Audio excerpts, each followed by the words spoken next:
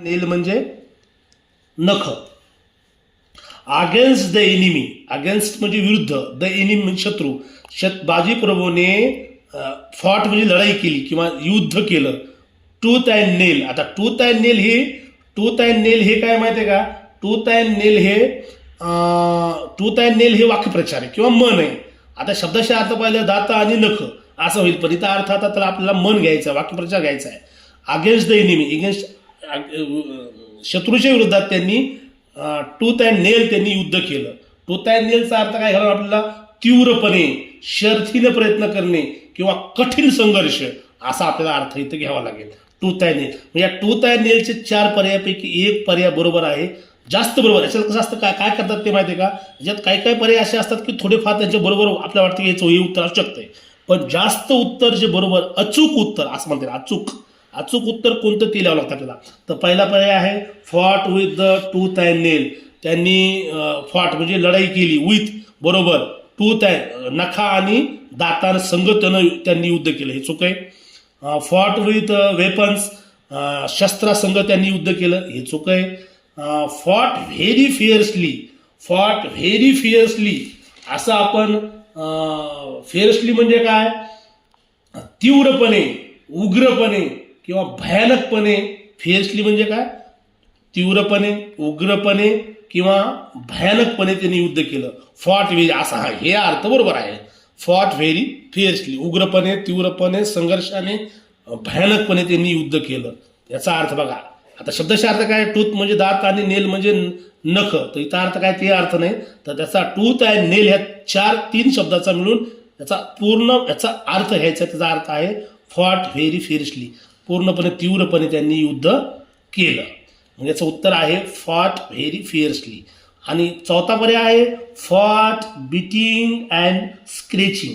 त्यांनी युद्ध चावणे, beating चावलं, biting चावलं आणि स्क्रेचिंग म्हणजे ओरबाडलं, ओखरलं, असं युद्ध केलं का? नाही, असं नाही केलं.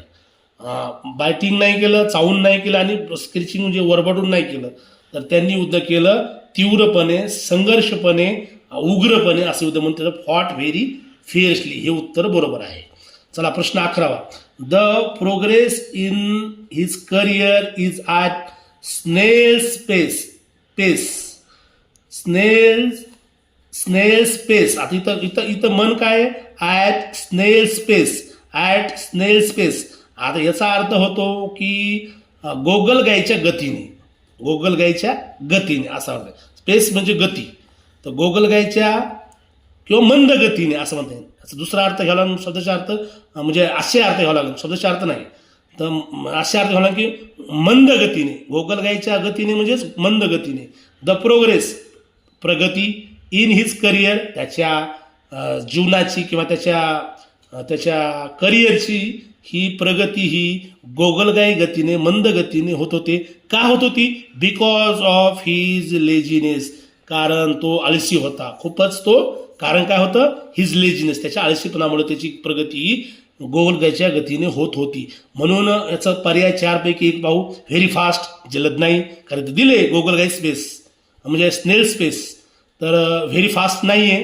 व्हेरी स्लो, व्हेरी स्लो आहे, कारण स्लो म्हणजे खूप मंद गतीने, हे उत्तर बरोबर आहे, व्हेरी स्लो. तिसरं व्हेरी हार्ड, खूप कठीण, हे तर शक्यच नाही. आणि व्हेरी ब्रीवली, शूरपणे, इथं काय अर्थ नाही, काय गंधन नाही शूरपणाचं, म्हणून इथं त्याचं उत्तर आहे व्हेरी स्लो याचं उत्तर आहे. पुढं आता प्रश्न 12वा.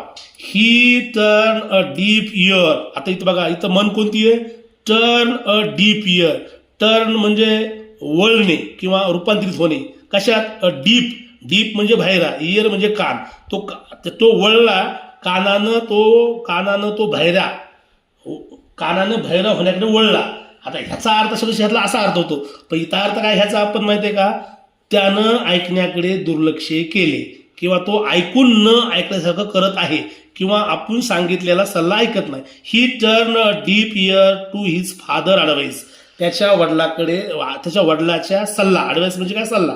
वडिलाच्या सल्ल्याकडे त्यानं दुर्लक्ष केलं. आता दुर्लक्ष केलं म्हणलं की काय? मग याचं उत्तर आता काय होईल? आता दुर्लक्ष करणे. आता याचा अर्थ काय? टर्न डीप इयर म्हणजे त्यानं पूर्णपणे ऐकून न ऐकायचं करणे किंवा लक्ष न देणे किंवा दुर्लक्ष करणे. तर या संदर्भानं 4 पैकी एक पर्याय आपण निवडायचा आहे. पहिला आहे इग्नोर्ड. इग्नोर्ड म्हणजे काय? दुर्लक्ष करणे. पहिलंच उत्तर बरोबर आहे. इग्नोर्ड, दुर्लक्ष केलं त्यानं आपल्या वडिलाकडं. दुसरं आहे डिड नॉट हिअर.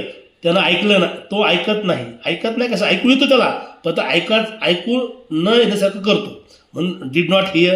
हे होऊ शकत नाही, त्यानं ऐकलं नाही असं नाही. Pretended to be deaf. Pretended to be deaf. तर प्रिटेंडेड म्हणजे भासवणे. टू बी त्यानं तो आम्ही बहिरा आहे असं भासू लागला, हे बी पर्याय असू शकत नाही. आणि लिसन्ड केअरफुली टू, आणि तो काळजीपूर्वक ऐकत होता, हे बी असू शकत नाही. डिड नॉट हिअर, त्यानं ऐकलं नाही, हे बी नाही. आणि pretended to be deaf. Pretended म्हणजे भासवलं किंवा ढोंग करत आहे. टू बी डीप, तो बहिरा असण्याचं ढोंग करत आहे. तर हे 3 पर्याय नाही, तर आहे इग्नोर, दुर्लक्ष करणे. मग पर्याय उत्तर 1. आता प्रश्न 13वा. A soldier's life is not a bed of roses.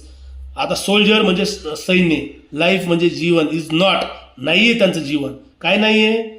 सोल्जरचं, सैनिकांचं जीवन नाहीये. कसं नाहीये? Not a bed of roses. Not म्हणजे नाहीये. काय? Bed of roses. बेड म्हणजे काय? अंथरूण. ऑफ रोजेस म्हणजे काय? फुलांचा गालिचा किंवा अंतरलेलं फूल, म्हणजे असं सुगंधी, प्रसन्न, मऊ असं जीवन, म्हणजे आरामदायी जीवन नाहीये सोल्जरचं, असं त्याला म्हणायचंय. मग नॉट अ बेड ऑफ रोजेसचा अर्थ आनंदी जीवन नाहीये किंवा आल्हादायक जीवन नाहीये. या संदर्भानं 4 पर्यायापैकी 2 पर्याय निवडायचे. Choose 2 options. 2 पर्याय निवडा. पहिला आहे इज नॉट इझी सिच्युएशन. ती काय? इझी म्हणजे सोपी, सिच्युएशन म्हणजे प्रसंग. त्याच्या जीवनामध्ये सोपे प्रसंग नसतात, बरोबर आहे. Is not pleasant situation. त्यांच्या जीवनामध्ये ते प्रसंग आनंदी नसतात आणि सुखद नसतात, हे बी उत्तर बरोबर आहे. Is not soft as roses. Roses गुलाबासारखे ते मऊ नसतात. आणि थॉर्नी म्हणजे काटेरी, हे 2 पर्याय चूक आहेत. तर काय?